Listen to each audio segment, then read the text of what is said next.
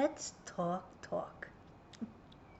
When do we talk to our babies? When do we start the conversation? I think every single mother who has carried a baby inside them knows the conversation starts right there in the womb. I used to create songs for my children. I'm a writer, and I would write different lullabies for each one of my children. And then when they would when they were born, I would sing that lullaby instantly. And I could feel their body react to it.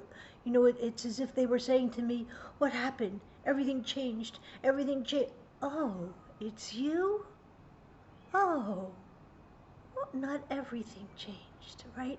And it was just like a beautiful bonding moment. And I knew that they heard me, right? Keep talking. Don't let the conversation stop. You'll find that as your infant grows, of course, they don't understand words, but they understand your emotions, right? They understand your eyes. When you smile at your baby, smile with your eyes. Tell them you love them, right? When you hold your baby, even if you start to get tense because, oh my God, they've been crying for 5 hours, keep your body relaxed because that's what they're going to be responding to. That's the conversation. The conversation is going on body to body, right? They're telling you, I'm not relaxed, and you're saying, I am, and I got you, right? The conversation starts there. The conversation continues every single time, except for when they're crying in the middle of the night and you have to nurse them. No conversation there. Keep it quiet.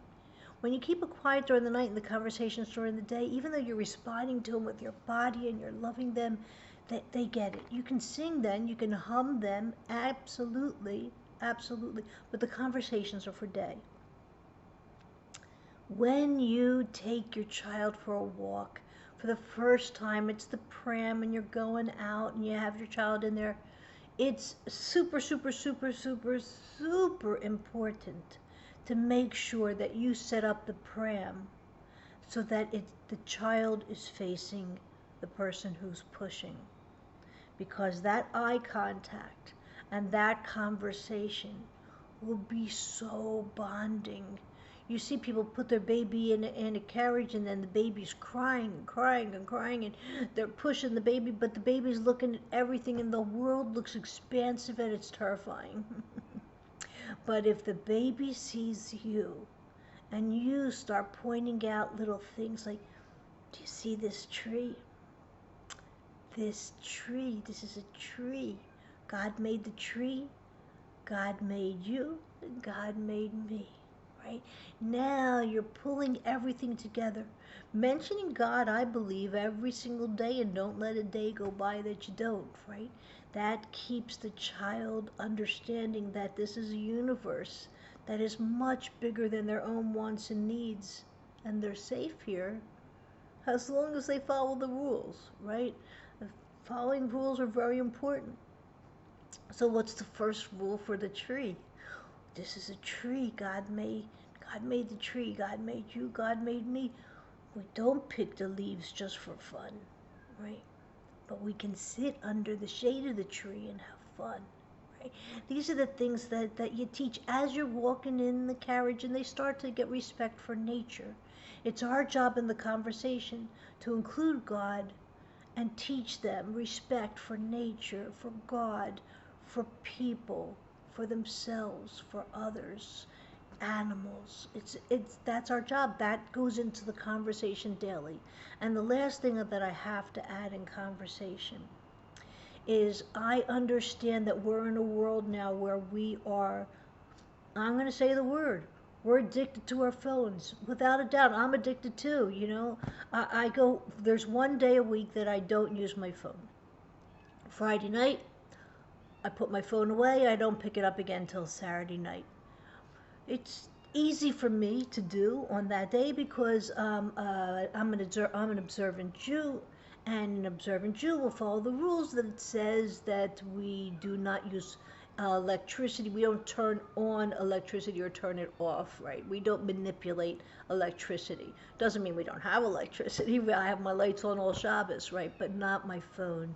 And that's extremely, extremely important for me. That day renews me. That's the only day I'm not sucked into the internet. And I know that when I get sucked into the internet, somebody can talk to me. They're in the same room, and all of a sudden I'll be like, oh, what?